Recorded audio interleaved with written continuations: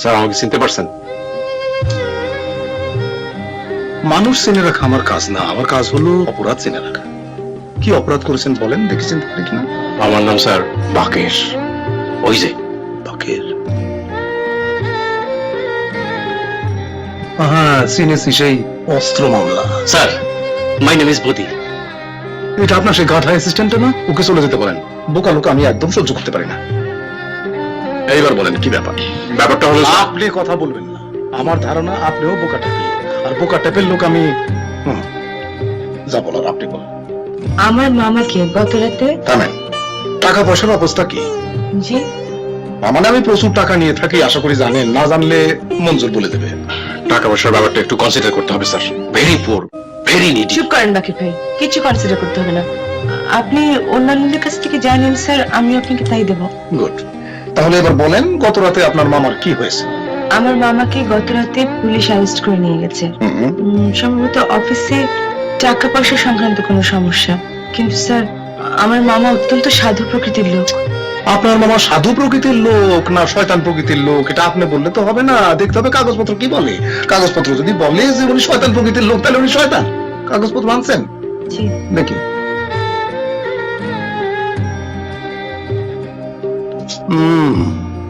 Criminal case, miss অ্যাপ্রোপ্রিয়েশনের মামলা।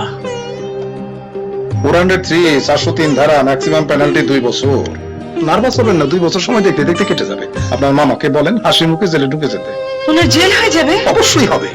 যে চুরি করেছে তাকে খালাস করা সহজ, কিন্তু যে চুরি করে নাই তাকে খালাস করা কঠিন। আমি আপনার কথা বুঝতে পারছি না। বুঝাই দিতেছি। একজন অপরাধী যখন অপরাধ করে তখন সে খুব সাবধান হয়ে করে। কোর্টে তার অপরাধ প্রমাণ করা কঠিন হয়ে পড়ে, আর ভালো লোকেরা পড়ে যায় গ্যালাকলে। অপরাধীরা খালাস পেয়ে ঘুরে বেড়াবে, আর ভালো লোকেরা জেলে চলে যাবে। আপনারা এখন বিদায় হন। বিদায় হবে মানে? আমার মামা জেল হাজতে পড়ে আছে, আপনি বেল পিটিশন মুভ করে ওনার জামিনের ব্যবস্থা করেন। আজকাল পরশু এই 3 দিন কোর্ট বন্ধ, জামিন হবে না। আর কিন্তু ওসি সাহেব তো বললেন জামিন হবে। আরে সবসময় সবার কথা বিশ্বাস করতে নাই। আর এই কেস আমি নেব না। চুরি চামারির কেসে আমার কোনো আগ্রহ নাই, আর আমি চুরের উকিলও না। আপনার মামা যদি কখনো খুন খারাপি করে আসবেন, যান। আপনি আমাদের কেসটা নেবেন না? মঞ্জুর, এদের যেতে বলো তো।